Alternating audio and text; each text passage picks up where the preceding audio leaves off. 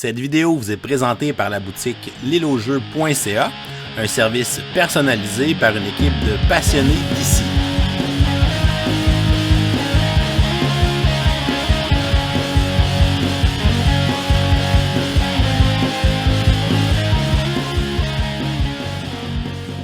Salut les mini-gamers, bienvenue sur la chaîne du professeur Board Game, c'est Bruno, je vais être votre parent accompagnateur. Aujourd'hui, on regarde ensemble le jeu Stella Dixit Univers. C'est un jeu dans le même univers que Dixit.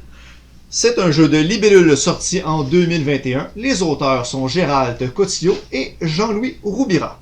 C'est un jeu qui se joue de 3 à 6 joueurs âgés de 8 ans et plus, et chaque partie a une durée d'environ 30 minutes.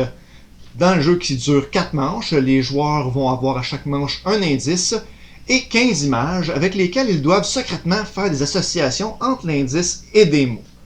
À la fin de chaque manche, ils font des points si on fait les mêmes associations que d'autres joueurs.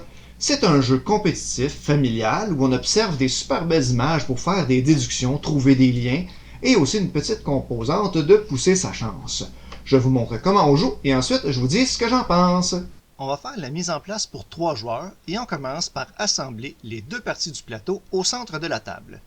Mélangez les cartes Dixit et formez 3 lignes de 5 cartes alignées avec le plateau. Gardez les cartes restantes pour former la pioche. Pigez 4 cartes mots et placez-les face cachée près du plateau. Pour une partie découverte, on vous recommande de prendre les 4 cartes spéciales que voici. Sinon, on pige 4 cartes mots et on les place face cachée près du plateau. On place les 4 jetons de manche, numéros visibles, à leur emplacement près de la lune en ordre croissant. Chaque joueur prend une plaquette personnelle, un crayon de couleur et un chiffon. Tous les jetons lanternes correspondant aux couleurs des joueurs sont placés face lumière, où on voit les 2 étoiles, ensemble au début de la piste. Voici de quoi a l'air la mise en place avec le tapis. Un joueur est désigné comme le marqueur de points et prépare la plaquette de score en inscrivant le nom de chaque joueur. On détermine le premier joueur de façon aléatoire, on lui donne le pion éclaireur et il commencera la partie comme le premier éclaireur. Le jeu se déroule en 4 manches et on est prêt à commencer la première. Le joueur premier éclaireur révèle la première carte mot et lit le mot à l'endroit sur la carte. Le mot sur cette carte est « Paris ». Ce mot est le mot indice de la manche, il est glissé sous le plateau à l'emplacement prévu. Les cartes mots régulières ont 2 côtés. Si le premier mot ne plaît pas à tous, les joueurs peuvent décider collectivement de prendre l'autre mot sur la carte. C'est maintenant le moment de faire des associations. Chaque joueur prend sa plaquette personnelle et la cache des autres joueurs. Pour la démonstration, on va les laisser visibles. Les joueurs orientent leur plaquette dans le même sens que le jeu central, en se fiant à la position de la lune par rapport aux cartes images Dixit. Pour faire des associations, les joueurs observent les cartes et trouvent celles qui leur évoquent le mot indice. Le mot sur la carte étant Paris, les joueurs essaient de trouver des cartes qui évoquent ce mot. Pour identifier les cartes qu'il veut associer, il fait une marque sur sa plaquette à l'endroit correspondant de la carte. Les joueurs doivent choisir entre 1 et 10 cartes. Quand un joueur a terminé, il passe son crayon au joueur à sa gauche. Quand tous les joueurs ont terminé, la phase d'association terminée. Chaque joueur annonce le nombre d'associations qu'il a fait et positionne sa lanterne à l'emplacement correspondant au nombre. Le joueur bleu en a fait 4, le joueur orange 3 et le joueur rose 5. Si un joueur est seul en tête, il passe en mode obscurité et vire son jeton de bord. S'il y a plus d'un joueur en tête avec le même nombre, personne ne passe en obscurité. L'obscurité est prise en compte au moment du décompte de points. Pour la phase révélation qui suit, tout le monde joue de la même façon. C'est donc le moment de la phase révélation. Le joueur bleu révèle une image. Les autres joueurs l'ont aussi. Il y a donc étincelle, tout le monde fait 2 étoiles et les marque sur leur plateau. Le joueur suivant dans le sens horaire, le joueur orange, révèle une autre image. Seulement lui et le joueur rose ont l'image. Comme ils sont seulement 2 à avoir la même image, il y a une super étincelle. Alors il coche les 2 étoiles correspondantes ainsi que la 3e étoile qui se trouve dans le cercle. Le joueur rose révèle maintenant une image. Il n'y a personne d'autre qui a sélectionné cette image. Il chute. Il garde quand même sa plaquette cachée. C'est de nouveau le tour du joueur bleu et il révèle cette image. Le joueur orange a aussi cette image, ainsi que le joueur rose, même s'il a chuté, il participe aux étincelles des autres. Le joueur bleu et le joueur orange marquent 2 points.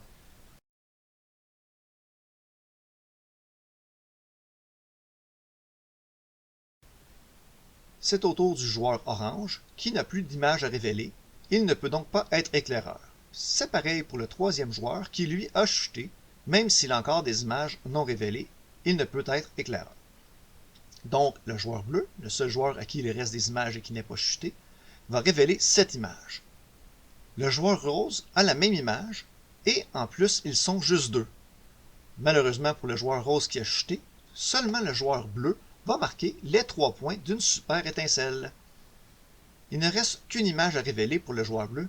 Comme les 2 autres joueurs n'ont plus d'image à révéler, il est évident qu'ils chutent. Quand tous les joueurs ont fini de révéler leur image ou ont chuté, on fait le décompte des points pour la manche. Chaque joueur compte le nombre d'étoiles remplies sur sa plaquette et le score est rapporté sur la plaquette vis-à-vis la manche en cours.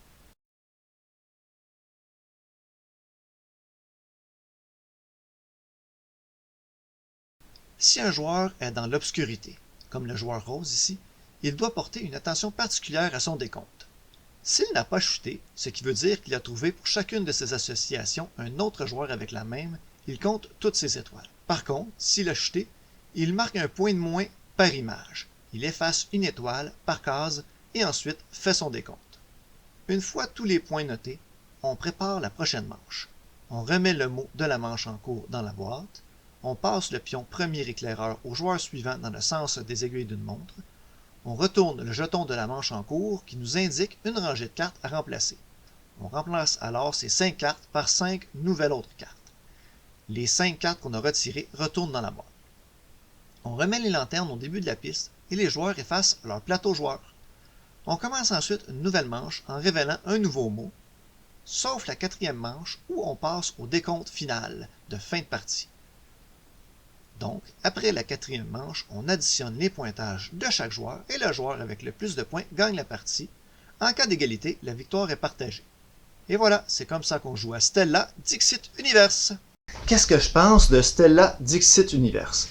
Tout d'abord, si on regarde le matériel, les cartes avec les indices, le plateau de pointage, le plateau des joueurs, les cartes Dixit, la qualité, bien correct, rien à dire. Les petits jetons lanternes qu'on avance pour faire nos prédictions, c'est pas des prédictions, mais le nombre de choix qu'on a fait, c'est presque des jetons de poker, excellente qualité. La petite lanterne en bois pour le premier joueur, c'est sympathique. Le plateau central qui vient avec le jeu, ça fait la job, ça nous permet d'aligner les choses, mais personnellement, je ne regrette pas d'avoir le tapis qui me facilite la mise en place. C'est un petit goodies, malheureusement, qu'il faut se procurer à part. Mais la plus grande force du matériel de Stella Dixit Universe et de tous les jeux de Dixit, c'est bien sûr les illustrations sur les cartes. Elles sont vraiment belles, ils ont toutes uniques l'une l'autre, ils vont toutes nous évoquer des liens, puis des choses, des idées qu'on va pouvoir relier entre eux. Dans Stella Dixit Universe, c'est Jérôme Pellissier qui a fait les images, mais à travers le temps, Libellule a collaboré avec plusieurs artistes pour faire différentes cartes, et malgré qu'il y ait tous des styles un peu différents, sont toutes uniques et ont toutes le même charme d'un jeu de Dixit. Le livret, très bien expliqué, malgré que je pense que ça prend au moins une manche aux nouveaux joueurs à se familiariser avec les règles, ou même une partie 2-3 manches pour y arriver. Les règles les plus compliquées, c'est quand on a fait le plus d'associations, puis qu'on est en avant, qu'on tombe dans l'obscurité, puis après ça, au décompte des points, il faut enlever un point, c'est pas simple. Ou le fait que quand on chute, on ne participe plus à se faire les associations pour nous, mais on participe pour les autres à leur donner des points. Le jeu vient bilingue, il y a un livret français et un livret anglais. Sur les cartes indices, on a le mot en anglais, le mot en français, on a 2 mots par carte, ça c'est bien. On a donc une très grande variété d'indices. Les mécaniques de ce jeu-là sont simples et ont fait quelque chose de vraiment le fun par rapport à Dixit. Nous autres, ça l'a complètement remplacé Dixit. Dans Dixit, on a des cartes dans nos mains, puis c'est nous autres qu'il faut trouver les indices pour faire une association avec les autres joueurs qui vont essayer eux aussi de trouver une carte qui va avec notre indice. Mais trouver un indice, c'est pas toujours facile pour les gens. Des fois, c'est plus long, ils ne sont pas inspirés, ça crée une certaine frustration de ne pas trouver cet indice-là. Fait que ça ralentissait le jeu, je trouvais. Puis en plus, les gens qui connaissent bien le jeu, puis qui se connaissent entre eux, ils vont faire des associations d'inside, si vous me permettez le mot, avec d'autres joueurs dont ils connaissent les intérêts et qui savent que les autres joueurs ne connaissent pas. Dans Stellar Universe, par exemple, vu que l'indice est donné par le jeu, on n'a pas ça à se casser la tête avec ça, ça donne un bon rythme au jeu, on passe tout de suite à regarder les images. La personne qui a fait le plus d'associations, elle a pris des chances, elle a poussé sa chance pour avoir le plus de points, mais elle tombe dans l'obscurité. Ça, c'est le fun pour limiter les gens à essayer de faire le plus de prédictions. Ça marche bien. La partie la plus plate qui peut arriver dans ce jeu-là, c'est au début de la manche, on donne notre première association, puis personne d'autre là, on tombe tout de suite, on chute, puis on ne peut plus compter nos points. C'est plate de regarder les autres faire des points, et même font des points avec les autres associations qu'on a faites qu'on aurait dû donner au départ. C'est le fun de discuter entre nous de pourquoi on a choisi telle carte-là. Hey, regarde, tel petit détail ici, c'est pour ça que j'ai dit que c'était un complot. Ah, ben oui, je l'avais pas vu, puis des fois, ça n'a pas rapport, mais c'est drôle, on en rit. Ça dit 8 ans et plus sur la boîte. Je dirais peut-être un petit peu plus même. Moins... ils vont pas jouer avec les règles au complet. Ils vont aimer les images, ils vont peut-être comprendre certains concepts du jeu, mais ils pourront pas jouer tout seuls à ce jeu-là. Nous autres, on adorait le jeu Dixit, on l'aime encore, là. Puis si c'est lui que j'avais évalué, j'y aurais donné une très bonne note. Fait que imaginez la note que je vais donner à celle-là. J'y donne la note de A+. Un excellent jeu familial d'association d'idées avec des images, des super belles images. Et en plus, si vous avez déjà Dixit et d'autres extensions, ça vous fait beaucoup de variété pour jouer à Stellar Dixit Univers parce qu'ils sont compatibles.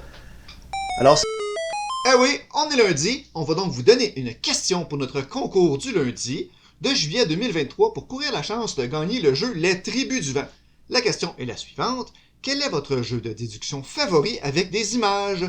Laissez-nous vos réponses dans les commentaires sous la vidéo YouTube et bonne chance à tous! À toi Bruno! C'est tout pour aujourd'hui. Si vous n'êtes pas encore abonné à la chaîne, vous pouvez le faire avec le petit bonhomme ici en bas. Surveillez sur les autres vidéos le sceau d'approbation du parent accompagnateur. Vous pouvez aussi nous suivre sur Facebook, Twitter, Instagram. Si vous aimez notre contenu et que vous voulez nous supporter, vous pouvez aller visiter notre campagne Patreon. C'est tout pour aujourd'hui. À la prochaine les mini-gamers. Continuez de gamer!